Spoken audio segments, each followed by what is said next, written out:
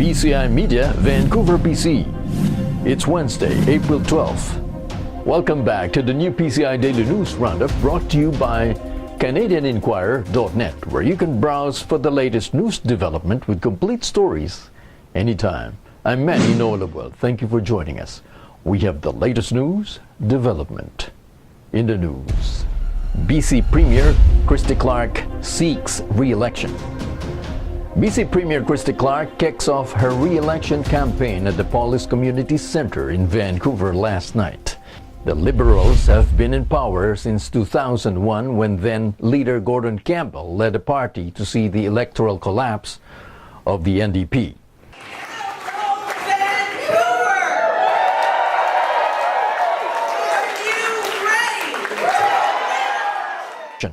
Clark is reminding voters that British Columbia has had Canada's fastest growing economy and believes that her government will be the only party who can control spending.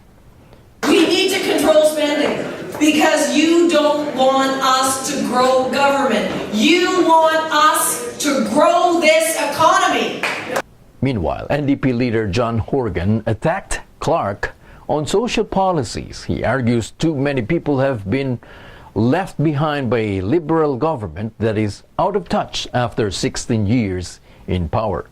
The NDP promotes a daycare program that would cost $10 a day. He's looking for a minimum wage of $15 an hour. Horgan will release its platform on Thursday. He says that his party will create jobs by making public investments that will attract more private sector investments. The provincial election is scheduled on May 9th. Robredo's ratings drop. Vice President Leni Robredo's camp acknowledged the continuing challenge for her to get better as her public satisfaction rating dropped by 11% in the latest social weather stations survey. The first quarter of 2017's survey had 53% of the respondents say they were satisfied with Robredo's performance, while another 27% said they weren't. The remaining 19% were still undecided, however. Georgina Hernandez, Robredo's spokesperson, said that these numbers are proof that Robredo needs to reach out more to the Filipino people as a whole. Robredo is still thankful, despite the dropping numbers, for the trust put in her by the people, according to Hernandez. The latest survey was conducted a few days after President Duterte's allies attacked Robredo for sending a video message to the United Nations for a call of attention to the extrajudicial killings in the government's war on illegal drugs. Philippine human rights group submits a letter of allegation to the United Nations.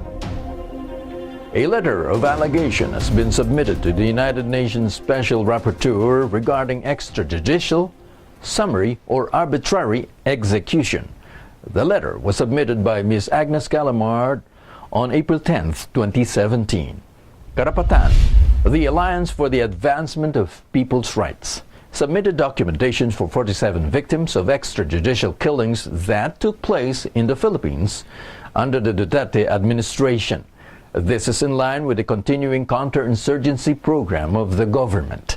These cases were submitted on May 8, 2017, during the third cycle of the Universal Periodic Review on the Philippines by the United Nations Human Rights Council.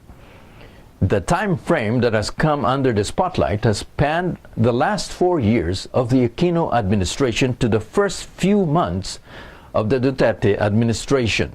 According to Cristina Palabay, the victims of these extrajudicial killings range from peasants to indigenous people and to workers. And that's the latest news roundup for Wednesday. Thank you for joining us. I'm Manny Noelawell. We'll see you again tomorrow. Goodbye.